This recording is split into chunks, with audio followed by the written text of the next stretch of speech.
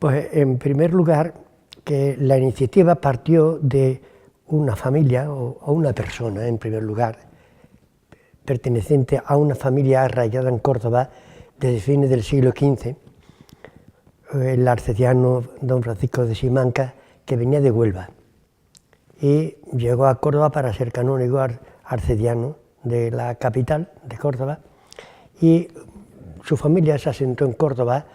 Vivieron en un edificio en la judería. El cabildo es el que encarga y se responsabiliza de que se continúe la obra, porque el primer gran donativo lo hizo el Simancas. La obra se comenzó en 1514,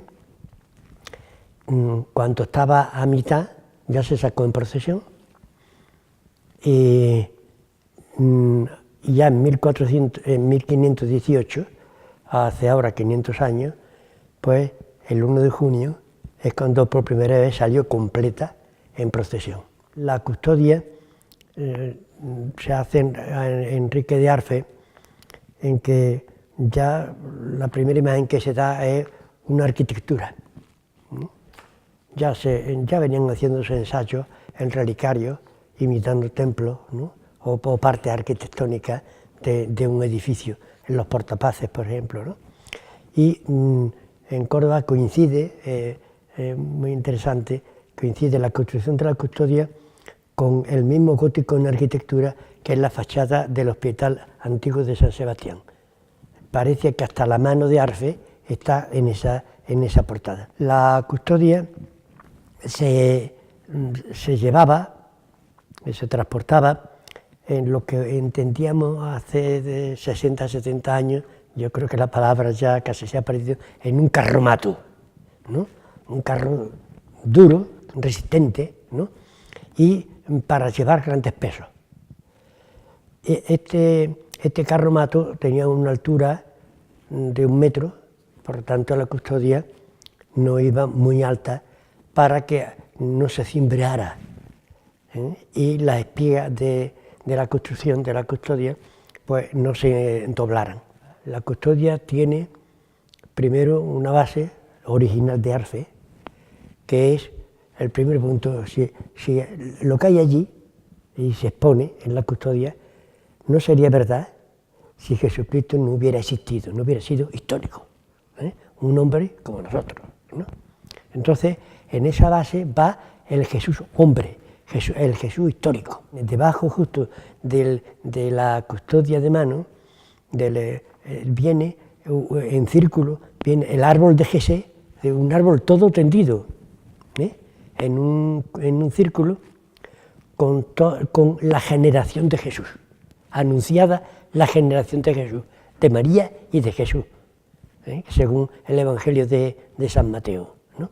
Por lo tanto, tenemos el Jesús histórico, el Jesús anunciado en la revelación, después el Cristo eucarístico, donde se expone la sagrada forma.